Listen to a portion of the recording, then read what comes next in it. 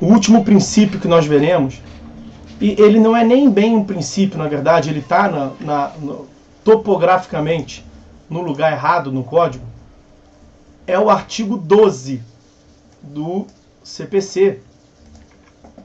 O artigo 12, na verdade, ele é chamado como ordem cronológica do processo. Os juízes e os tribunais atenderão, preferencialmente, a ordem cronológica de conclusão para proferir sentença ou acórdão.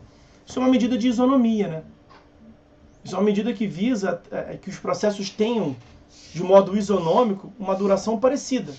Então, se o meu processo foi para conclusão, conclusão é quando o processo vai para o juiz, sai do cartório, vai para o gabinete do juiz, vai para a sala do juiz, para o juiz analisar e decidir.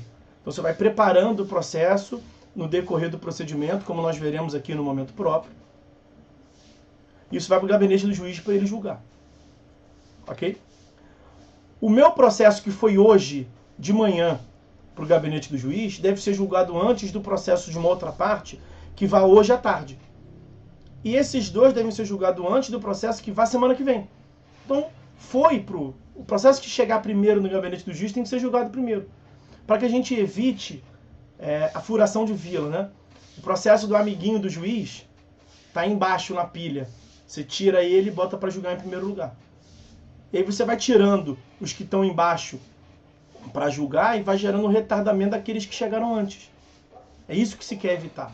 Mas, naturalmente, nós temos já alguns processos de andamento prioritário. Falamos aqui ainda agora, artigo 1048 do CPC. Os idosos, os portadores de doença grave. Esses vai para uma fila em separado.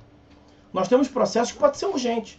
O meu processo, que é para discutir uma indenização de R$5.000, um acidente, que eu estou só querendo dinheiro, ele não pode ser comparado com um processo de alimentos, em que o menor precisa se alimentar. Não pode ser comparado com o deslizamento de encosta, uma ação civil pública. Então, nós temos também que diferenciar quanto à urgência. Tudo isso já vinha tratado nos inúmeros parágrafos desse artigo 12. Cadê? Então, tem lá parágrafo que vai dizer, parágrafo 2º, estão excluídos da regra do caput as sentenças proferidas em audiência, porque aí já furou fila, né? Se você realizou a audiência e depois ele ia para o gabinete do juiz, e o juiz já na audiência proferiu sentença, furou fila, mas não tem problema nenhum. Não tem vício nenhum. Tese firmada em pronunciamento vinculatório, inciso 2º, que o juiz não teve nem que pensar, ele está só repetindo o que foi aplicado. Mais ou menos, não é bem assim. Tá?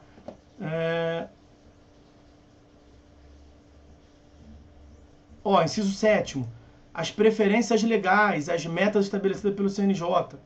Tá? Então, nós já tínhamos uma ordem de ideias que essa ordem cronológica não era uma regra intransponível.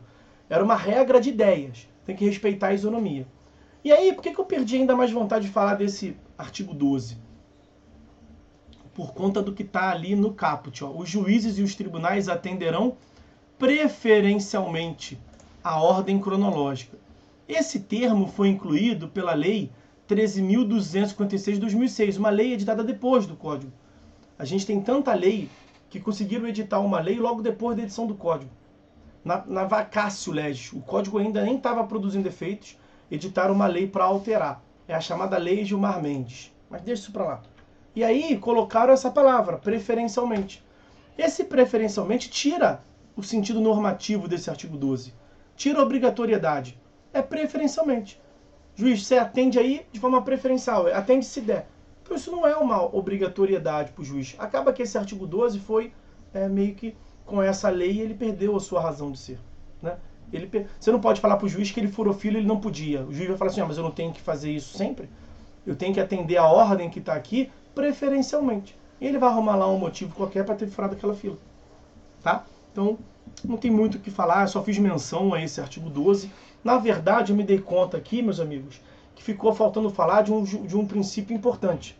Então, nós não matamos os princípios hoje, mas vai ficar faltando falar de um só, que é o princípio do juízo natural. Nós falaremos sobre o princípio do juízo natural na próxima aula. Tá? A gente chega ao fim desse encontro. Obrigado a todos pela paciência pela companhia.